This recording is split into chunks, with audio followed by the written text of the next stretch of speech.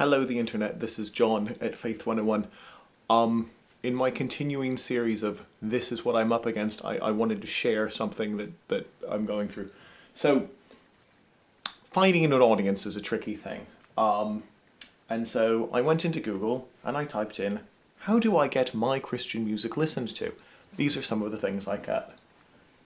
Should a Christian listen to secular music?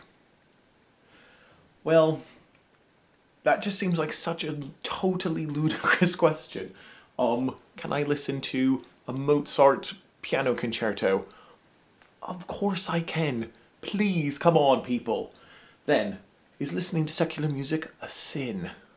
Well, if listening to secular music is a sin, then having a non-biblical conversation must be a sin.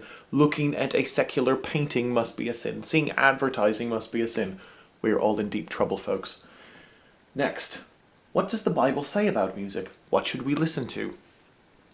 I've read most of the musical references in the Bible, all of them in the New Testament. The Bible doesn't talk about music all that much in terms of what we should listen to. It doesn't even mention that many instruments. It mentions singing, it mentions drums, it mentions trumpets.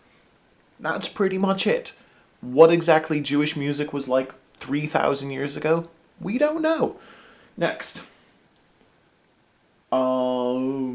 Oh yeah. What does the Bible say about secular music? Not very much. No, I believe it says nothing about secular music, actually. I don't think there's anything about secular music in the Bible whatsoever. How does secular music affect Christians? Well, I suspect that depends on the kind of music and the kind of Christian. I've listened to lots of music. It affects me in different ways. It even depends what I've had for breakfast on how it affects me. So, I think that's a pretty open-ended question, really. These questions get better. What does the Bible say about rap music? Well, that's just a racist question, isn't it? I mean, what does the Bible say about rap music?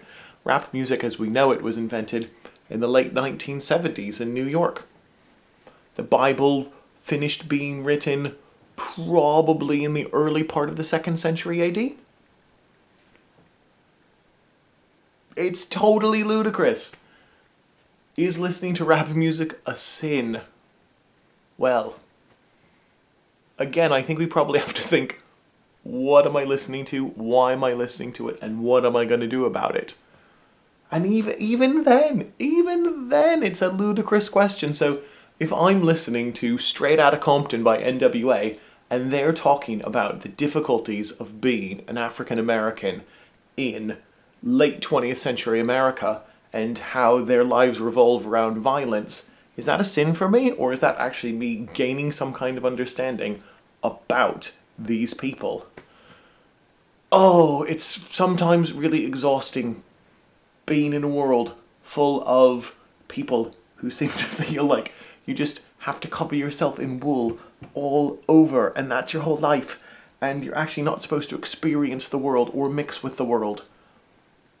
Man, does anyone really think that's what Jesus said? Yeah, don't listen to anybody who doesn't say anything other than me. Jesus spent his whole life, the parable of the lost sheep. He goes after the lost sheep. He doesn't hang out with the herd, the 99 sheep who are doing okay. He goes way out of his way to find the one who's actually in a pretty weird place. All the Pharisees said, Jesus, you're hanging out with the wrong people. And he said, I know you don't like this. It's what I'm supposed to be doing. And here we are going, is listening to music by black people a sin? Oy vey.